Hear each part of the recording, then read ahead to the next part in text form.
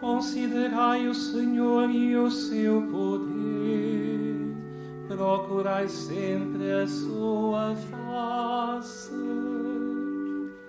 Recordai as maravilhas que ele operou, os seus prodígios e os oráculos da sua boca.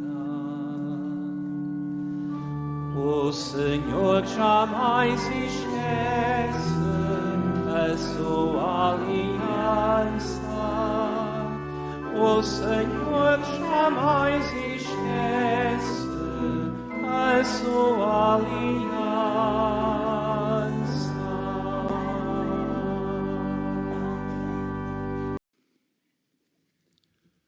O Senhor esteja convosco.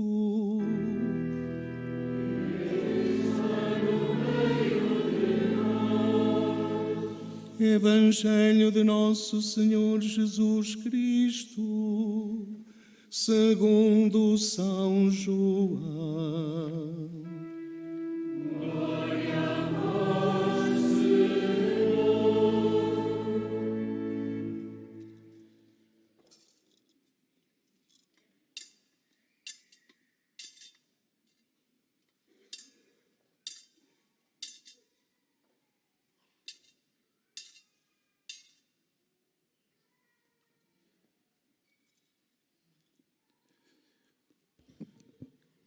Naquele tempo, realizou-se um casamento em Caná da Galileia e estava lá a mãe de Jesus. Jesus e os seus discípulos foram também convidados para o casamento. A certa altura faltou o vinho. Então a mãe de Jesus disse-lhe: "Não têm vinho." Jesus respondeu-lhe: "Mulher, que temos nós com isso? Ainda não chegou a minha hora." Sua mãe disse aos serventes: "Fazei tudo o que ele vos disser." Havia ali 6 talhas de pedra destinadas à purificação dos judeus, levando cada uma de 2 a 3 medidas. Disse-lhe Jesus: "Enchei essas talhas de água." Eles encheram-nas até cima. Depois disse-lhes: "Tirai agora e levai ao chefe de mesa." E eles levaram. Quando o chefe de mesa provou a água transformada em vinho, ele não sabia de onde viera, pois só os serventes que tinham tirado a água sabiam. Chamou o noivo e disse-lhe: "Toda a gente serve primeiro o vinho bom e, depois de os convidados terem bebido bem, serve o inferior. Mas tu guardaste o vinho bom até agora." Foi assim que, em Caná da Galileia, Jesus deu início aos seus milagres.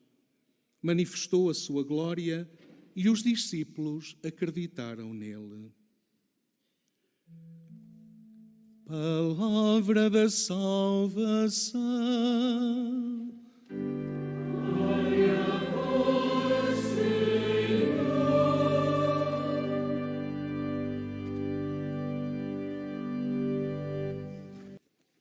Irmãs e irmãos, em Jesus Cristo, ressuscitado Nosso Senhor, peregrinos da Diocese de Aveiro, os elementos penitenciais propostos na bula do Papa Francisco, a esperança não engana, com a qual proclamou o jubileu deste ano, são a peregrinação, a indulgência jubilar e a conversão. Peregrinar supõe que nos ponhamos a caminho em direção a Deus e aos irmãos, sendo este o gesto da nossa peregrinação da Diocese de Aveiro à casa da Mãe de Jesus em Fátima. E a indulgência permite-nos descobrir como é ilimitada a misericórdia de Deus e a nossa necessidade de conversão enquanto Igreja. O perdão, quando é recebido, não muda o passado, mas pode permitir-nos mudar o futuro e viver de forma diferente, sem rancor, ódio e vingança. O Evangelho de São João coloca as bodas de Caná no 6º dia, quando Jesus dá início aos sinais que o vão revelar como o Filho de Deus. O 6º dia, que na criação foi o dia do homem, no Evangelho de São João é o dia do Senhor, abarcando simbolicamente toda a sua atividade, até que chega a sua Páscoa, simbolizada no 7º dia, de modo que o ressuscitado possa sair ao encontro dos seus discípulos no 1º dia da semana.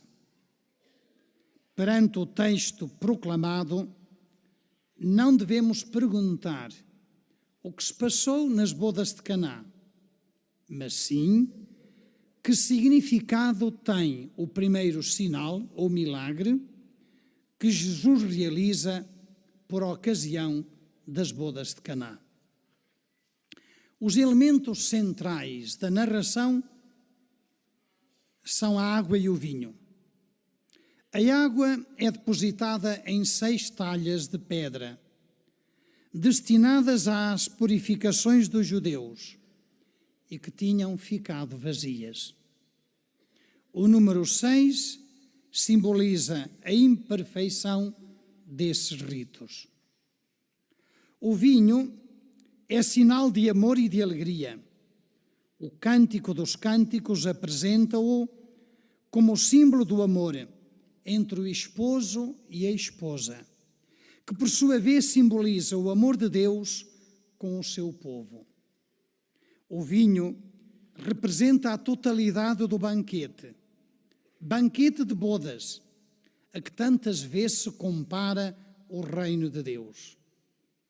Apenas Maria, que sendo do povo judeu já pertencia ao novo Israel, está atenta às necessidades dos irmãos, deseja o vinho novo do reino e, com plena confiança no seu Filho Jesus, apela a que todos escutemos a sua palavra: fazei o que ele vos disser.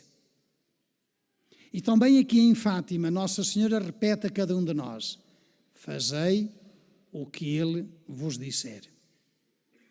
Somos peregrinos de esperança e desejamos o reino dos céus e a vida eterna como nossa felicidade, pondo toda a nossa confiança nas promessas de Cristo e apoiando-nos não nas nossas forças, mas no socorro da graça do Espírito Santo.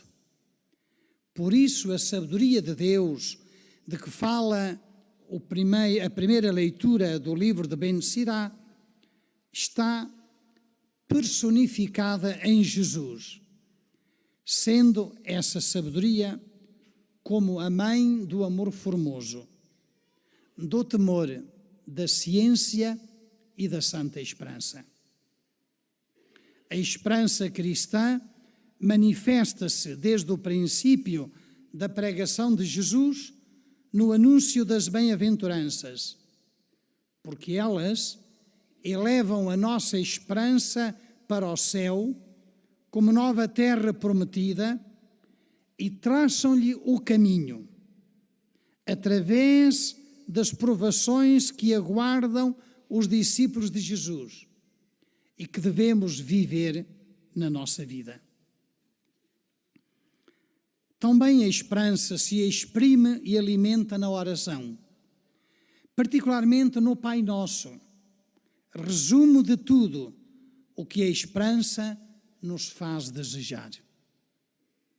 A mensagem de Fátima, no seguimento do pedido de Nossa Senhora aos pastorinhos para que rezassem o terço pela paz no mundo e pela conversão dos pecadores. Leva-nos à contemplação do amor de Deus manifestado na Santíssima Trindade. A irmã Lúcia dirá que continuamos a nossa oração olhando para Nossa Senhora, transformada em templo vivo da Santíssima Trindade. O Espírito Santo que desceu sobre ela, o Pai que estendeu sobre ela a sua obra e o Filho que o Altíssimo gerou no seio virginal, este mistério da Santíssima Trindade é a base, o princípio e o fim de toda a nossa oração, de todo o nosso ser e de toda a nossa vida. O pequeno Francisco compreendeu bem o mistério do amor de Deus na luz imensa que penetrava no mais íntimo da sua alma. Nós estávamos a arder naquela luz que é Deus e não nos queimávamos. Como é Deus? Não se pode dizer. Isto sim que a gente nunca pode dizer. Mas que pena ele estar tão triste. Se eu o pudesse consolar. Hoje é o primeiro sábado desta Quaresma, que iniciamos há dias, e não podemos deixar de lembrar o que a irmã Lúcia narra a propósito da aparição de Nossa Senhora no mês de julho. Deus quer estabelecer no mundo a devoção ao Imaculado Coração de Maria como caminho para nos conduzir a Deus e meio para impedir a guerra, através da comunhão reparadora dos primeiros sábados. A esperança encontra no coração da Mãe de Deus o sim, que ao longo da sua vida alimentou a sua condição de crente e discípula. Nós, os peregrinos de Fátima, damos testemunho de que não vivemos como aqueles que não têm esperança e que podemos dar razões da nossa esperança, porque a Virgem Maria é o ícone, a imagem do ressuscitado, que atravessou tão bem as dores da humanidade. Fátima, como referiu o Papa Bento XVI em Lisboa, na sua visita a Portugal, referiu: Fátima é como uma janela de esperança que Deus abre quando o homem lhe fecha a porta. Precisamos, diz-nos o Papa Francisco na bula do jubileu, de transbordar de esperança para testemunhar de modo credível e atraente a fé e o amor que trazemos no coração, para que a fé seja jubilosa, a caridade entusiasta, para que cada um seja capaz de oferecer ao menos um sorriso, um gesto de amizade, um olhar fraterno, uma escuta sincera, um serviço gratuito, sabendo que no Espírito de Jesus isso pode tornar-se uma semente fecunda de esperança para quem o recebe. Ponhamos no coração de Maria, nossa Mãe, as grandes intenções que nos trouxeram como peregrinos a este santuário. A paz no mundo, particularmente na martirizada Ucrânia, na faixa de Gaza, no Sudão do Sul, em Moçambique e em tantas zonas do nosso planeta. Também trouxemos a este santuário a vida e a missão do Papa Francisco, no momento difícil que está a passar, lembrando as palavras da pequena Jacinta, quando os pastorinhos estavam presos na cadeia de Orém. Ó meu Jesus, é por vosso amor, pela conversão dos pecadores, pelo Santo Padre e em reparação dos pecados cometidos contra o Imaculado Coração de Maria. também trazemos a nossa diocese e as suas intenções, particularmente as vocações sacerdotais e de consagração, e o sonho que Deus tem para cada um de nós, nós que estamos empenhados nas comunidades pastorais. Sonho em que cada um de nós também deve sonhar para sermos comunidades cristãs que coloquem Cristo ressuscitado no centro da sua vida. Vivam a comunhão como sinal visível dessa presença e formar discípulos missionários que saibam dar razões da sua fé. Maria, Mãe da Esperança, rogai por nós. Maria, Mãe da Esperança, rogai por nós.